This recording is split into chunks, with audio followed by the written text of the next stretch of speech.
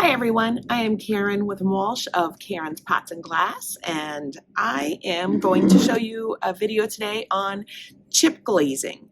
So chip glazing is kind of a fun little alternative glaze technique that I wanted to show my students, where you take little dry chips of glaze. Like sometimes if the kids are whisking up a bucket and we go to set the whisk down and it drips off a little bit, I have them set it on just like a plastic bag on a tray, and then after it dries, we have those accumulation of chips after a while. Then I end up by taking those chips, breaking them up, and I use them in this platter to create some nice effects with the chips when they melt.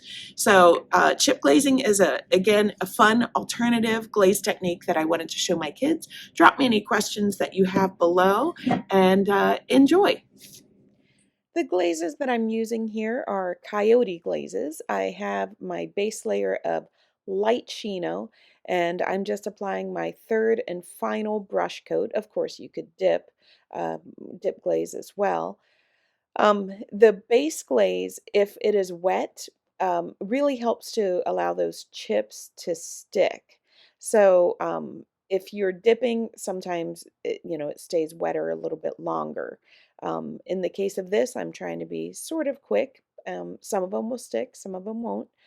But I am doing it on an interior horizontal surface, so it's not like they're going to fall off.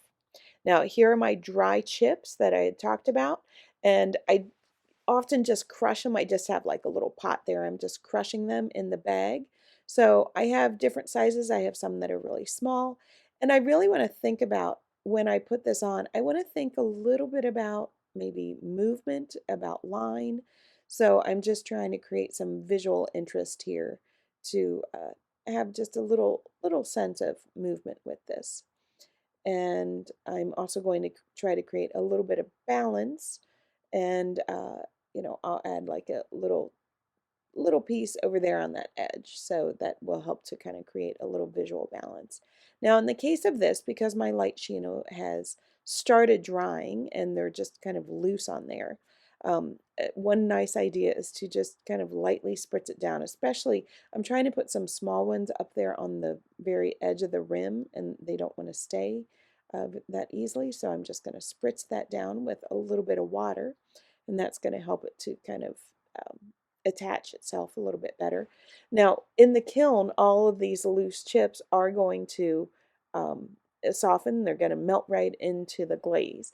You have to be careful about one thing, and that is you don't want to have your glaze too thick, or you can have a separation of the glaze during the firing, and you have bare clay that shows, and that's called crawling.